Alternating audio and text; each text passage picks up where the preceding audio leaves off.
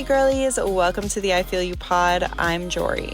If you're done telling your dreams one day, then I'm your girl because I'm gonna help you create a lifestyle worth living. So come grab your coffee, cozy up. Let's learn to overcome so we can become. And the best part, we get to do it together. Hey girlies, welcome back to the I Feel You pod. We are on episode 5. I don't know when I'm going to stop saying how many episodes we've made, but not today. So we are kind of continuing from last time's episode where we were talking about women's health, cycle syncing, what foods to eat on what phases, all of that good stuff. If you're just tuning in this time, I super encourage you to go back and to listen to all of that information because it's so good and it's so not talked about enough. But today, as promised, we are talking about pads, tampons, cups, period panties, and birth control, all of the super fun things. So I just want to jump right in and start with what products are safe. What should we be using? Should we be using organic? What about big brands? Like, is there much of a difference? So the first thing that I'm going to jump in with are tampons, which this one literally blew my mind because I was listening to a guest on, and I'll share her name later because I forgot what it was, but it's in my notes. And she was talking about like what tampons do like to our bodies, and they have toxins in them like carcinogens and endocrine disruptors. So I heard that and I was like, that sounds like it belongs in a car. I don't know what the heck a carcinogen is. So I Googled it because if I don't know, then some of you girlies don't know, and we need to know what we're putting in our bodies. So a carcinogen is an agent or an organism capable of causing cancer. Now, I go a little bit back and forth with stuff like this because I think almost every day something is coming out that this causes cancer or that causes cancer. And not to say that cancer isn't something that's scary and isn't real, but like freaking, I don't know, waking up causes cancer anymore. So I don't know. But that's what a carcinogen is. And an endocrine disruptor is, it can either be natural or it can be like a man-made chemical that's made to like mimic or block or interfere with our body's hormones. So during menstruation, I'm jumping in to like where this all connects, right? So during menstruation, our liver just wants to bleed. Okay. That's its job. And you're like, girl, what does my liver have to do with this? Like the blood's coming from my uterus because I'm not having a baby, like whatever. Yes, absolutely. But the liver is what filters all of the blood in our body, and it breaks down poisonous substances, filters out toxins, alcohol, drugs. Don't do drugs. They're really bad for you. But when we insert a tampon, we're obstructing that blood flow and confusing our body. So not to mention, having a tampon, it makes our body like work harder to push the blood out, which guess what, my girly swirlies? That causes cramps. Okay. So when we're keeping the blood inside of our body, AKA through a tampon, it's literally like sabotaging what our body's trying to do because our body's trying to get rid of the blood, not keep it and hold it in there. Same thing with like, what are they? Period cups, which I'm going to go in a little rant about that in a second, but, I don't know if like this analogy really fits the situation, but like when I'm thinking about like a tampon is obstructing the blood, right? And your body's like, what the frick, girl, I'm trying to get rid of this. And you're trying to make us not get rid of this. So I'm a little confused. And it just makes me think of like when you tell a little kid, like they can have a cookie, but then you put the cookie jar on top of a fridge. And it's like, they have the ability, like, and the permission to get that thing, but then there's something obstructing it. There's something in the way that they can't actually get to the cookie. It might not make sense. I might just really want cookies. I do really want cookies, like white chocolate, macadamia nut cookies sound phenomenal right now, but we're focused. So you're like, all right, so am I not supposed to wear tampons like ever? That's not what I'm saying at all. I think like if you're going swimming or you're going to the gym for like a short period of time, or you're doing something that like you just really need to wear a tampon, it's not going to kill you. But for the long run, I think it would be better not to use tampons or period cups. But if you're going to use tampons, please use organic cotton. The amount of like dioxins and toxins and stuff that are in women's period products literally enrages me. Like I don't know who's in charge, but if you're listening to this, I'm going to knock you out.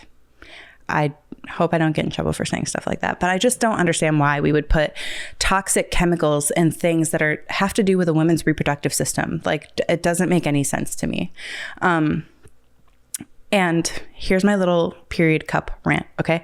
So I don't understand how they work, because when you have to take them out. And I cannot imagine that there's a way that you can take it out without creating the biggest like there's no way. I'm sorry. You cannot tell me that you're taking out a period cup full of blood and then your bathroom doesn't look like a murder scene after. I don't believe you. I'm sorry. I just don't understand how you have a cup and you take it. I don't get it. Okay, rant over. What we do want to use when we're menstruating is like organic pads. I personally use Honey Pot and I'm enjoying them. I don't know like that they're the most organic, but like I just switched over 2 cycles ago. So I'm still like acclimating myself because I've been wearing tampons for over 10 years. We can also use period panties, but it's super important to use ones that don't have like PFAs in them. And again, here's a acronym and you're like, what is a PFA? And if you're not, then you're smarter than me because I had to Google it. But PFAs are chemicals that keep food from like sticking to pans or make carpet or clothes resistant to stains, and they create more effective firefighting foam. Like what? These are things that have absolutely nothing to do with like being a woman or menstruating. So why are we using that type of chemical in something that has to do, again, with our reproductive system? Makes me angry. I don't understand. So when you're getting period panties, make sure no PFAs. It's been pretty difficult for me personally to find a brand that I would trust. I've been doing some research and looking through articles and reviews and like what are not the ingredients? It's not a cake, girl. Whatever it is that makes up like the period underwear, and just making sure that it's safe substances. But the one that I have found so far that I would personally try, I think it's called Wuka or Wuka. It's WUKA, and it's women owned and it's based out of the UK. And I'm going to try them, and then I'm going to either review them like here on an episode, or I'll review them like on my Instagram. But I definitely want to try them and see like what the difference is between those and pads. But if you're wanting to like switch to pads, or you use pads already and you want to try like some that are more organic, I did look up some brands for you girlies, and there's Rail or Real. I don't know. The one thing I feel like with organic brands is like they have really cool names, but they're really hard to pronounce. So I'm just going to spell it. It's RAEL. There's the Tampon Tribe organic pads. Yes, it says tampon, but they have pads. NatraCare, which is NatraCare Care organic pads. Top certified organic pads, and Maxim. Mind you, again, I haven't tried these yet. I've tried Honey Pot and I've been pretty happy with it, but I don't know, like I would probably try these ones too, just to see like if it is better, more organic, less toxins and gross stuff. But then I'm thinking like, okay, so why does it matter if it's organic, if it's not going to be like inside? But like I just said, regular pads are filled with toxins that get absorbed through our skin, and these toxins can cause hormone imbalances. And let me tell you, that's not just like crazy mood swings. Like that's There's so much more. I'm going to get into it with like birth control, but it affects like the way that we react to food. It affects the way that we're attracted to people. It affects like your sex life. It affects your cramps. It affects whether your periods are regular. Like it affects so much when our hormones are imbalanced. And remember our little friend, the liver, it's responsible for filtering out the toxins. So if we're putting more toxins in, it's like, here's more work to do, liver, even though you're already doing all this work. And just don't slap your liver like that. It's not nice. You need to be nice to your liver. Okay. So now we get to hop into the fun part and we're going to be talking about hormonal birth control.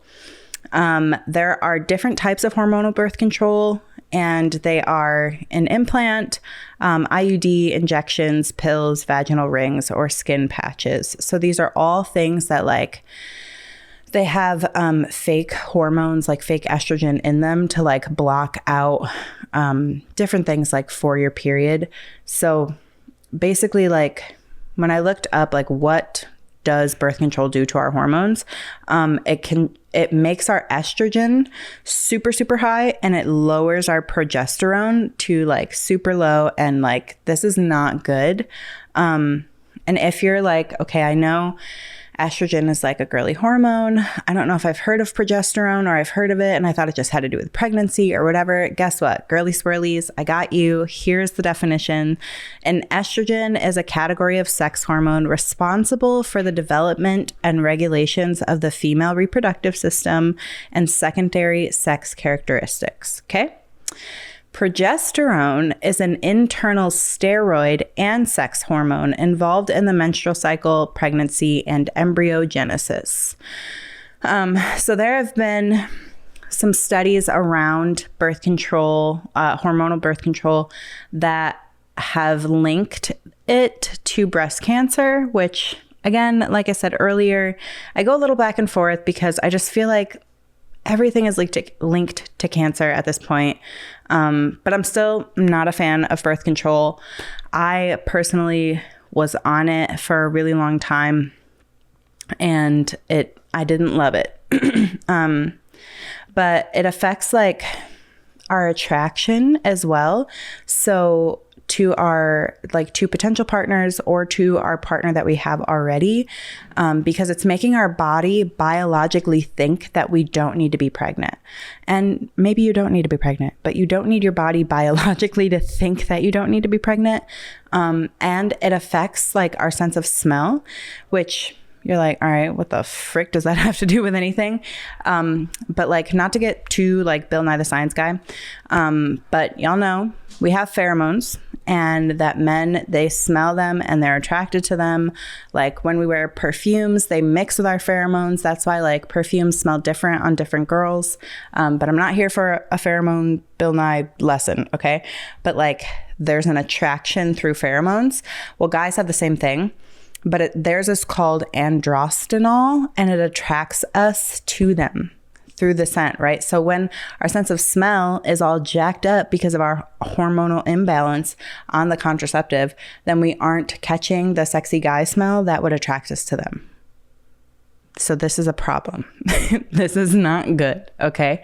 So basically, what it does is it creates us to be in this position of like emotionally, we just want to connect on like a friend level to somebody rather than like an intimate relationship or like having a spouse or a boyfriend. Our body's compatibility receptors are like hibernating.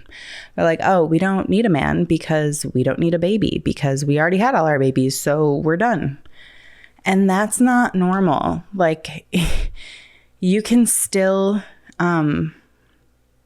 you can still like have your hormones do what they need to do without having to have babies. But okay, crazy pants story, right? Some women, they start dating a man while they're on birth control, right? They're like, oh my God, I love you. You're so hot. Take me to coffee. You're so cute.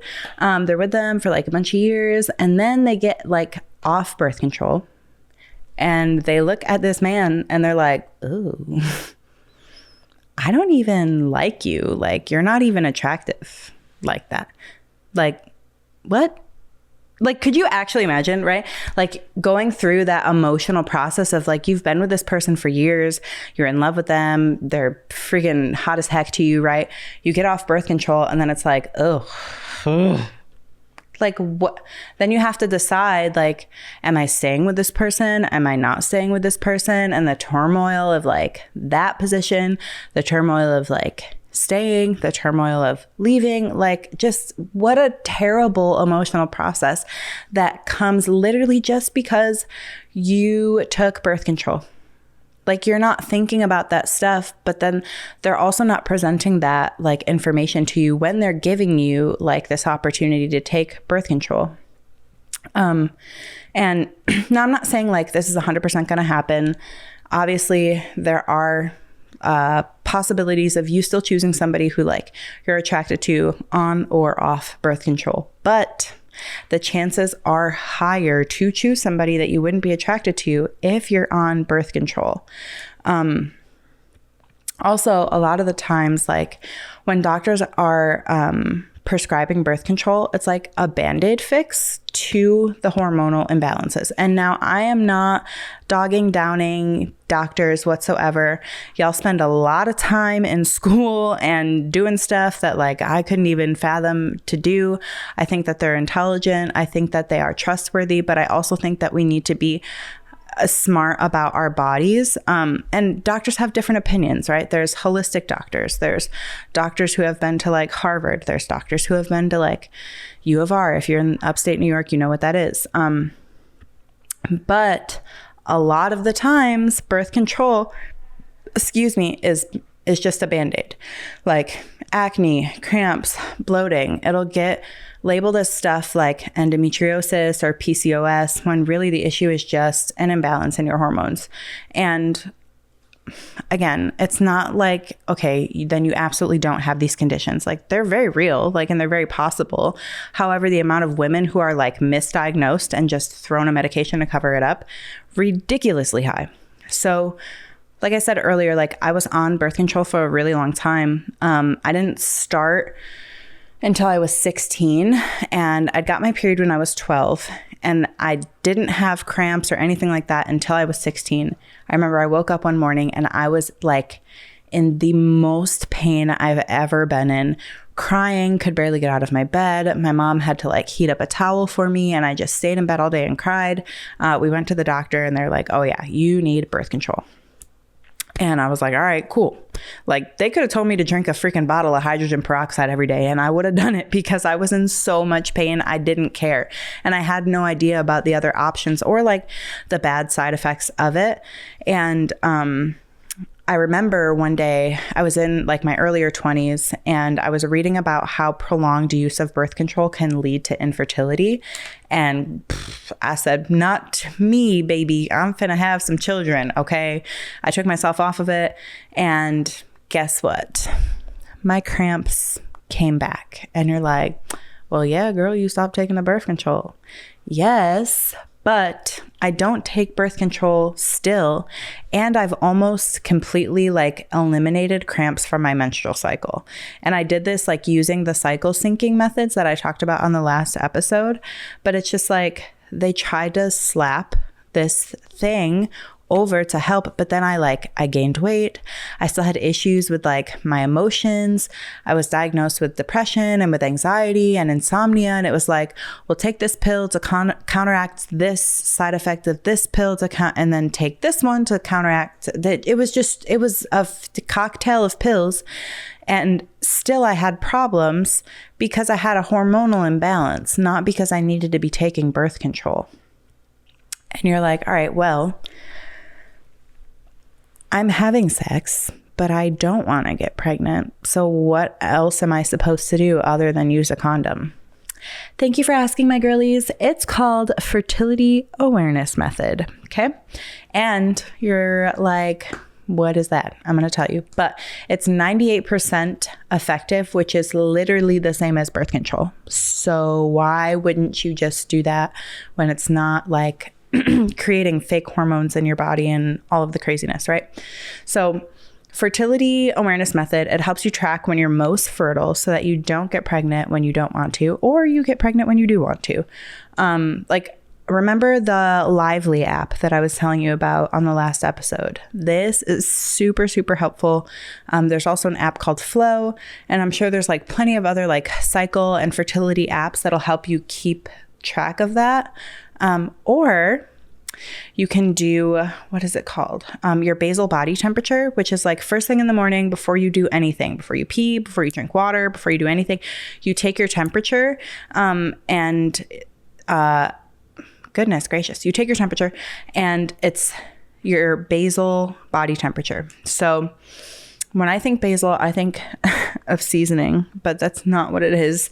It just means that that's when your body is fully at rest. And that's when it gets like the most accurate count of like your temperature there. And you can use an app to keep track of that. You can track it yourself. There's also like fertility tracking thermometers like Daisy, which is spelled like DAYSE or something like that. And it just color codes if you're ovulating or if you're good to go. So like if it's green, it's like you can have sex and you're not going to get pregnant. You're fire. You're good. You're phenomenal. Not like 100%, but, or if it's like red, then that means girly, you're finna have some babies. But if it's yellow, it's kind of like, maybe you're sick, maybe you have a fever, like maybe something's a little bit off. But you can track it that way as well. And it just really helps you keep track of like your ovulation. So you know, like when your body's going to have a baby and if it's not going to have a baby. So I just wanted to make today's a little bit shorter. Last time we went about 40 minutes, which is crazy long for me. And I like to stick around 20 because I don't want to bore you girlies. So I'm going to end with my resources for all of this information. One is Rachel Nichols. She is a hormone specialist for women. She's Restoring Eve on Instagram. Super intelligent woman. Love, love, love, love her information and all of her stuff. And then the Good Trade article, which is like cited and all of that good stuff. But lastly, I have a few questions that you girlies sent in to me, and I wanted to end this with some question and answers. So my first question was, why do we get so hungry right before our period comes? Let me tell you, we're usually craving specific foods because our body is deficient in those foods. If we're craving like burgers, steak, red meat, it's because we're deficient in iron. If we're craving, I think also if we're craving meat, like we also need magnesium. I go a lot more into it like in our cycle syncing episode, the last one that we did. We is me. There is not multiple people on here. So if you haven't listened to that, check into that and that'll explain all of the food cravings and stuff. Should we be lifting and doing cardio during that time, or what exercise is best? So when you're on your period, your body is already working so super hard to do what it needs to do to get rid of your uterine lining and your blood and regulate your hormones and all of that stuff. You do not want to push it crazy, crazy hard. I personally just do cardio and stretching like the first 2 days, and I lighten my weights for the rest of the week that I'm bleeding. And I'm talking like take 10, 15 pounds down depending on what it is, because you just don't want to put that extra strain on your body. You're already needing extra sleep. So it's okay to lift. I would just lift way, way lighter. It's okay to do cardio. Don't do it intense, but just really focus on stretches for like your hips, for your lower back. All of the lower body stretches are going to be super important. And then my last question was, are the weights heavier on your period, or is it just me? This kind of ties in. It's because our body is tired. Our body is working hard. And a lot of our energy that would normally be able to be put towards lifting the weights is being put towards regulating our hormones and pushing the blood out of our bodies. So that is all I have for you girlies today. Thank you so much for your questions. I hope that this has been super, super helpful. Leave a review, leave a comment, subscribe. Just let me know what you girlies think. And thank you so much for joining the I Feel You podcast today.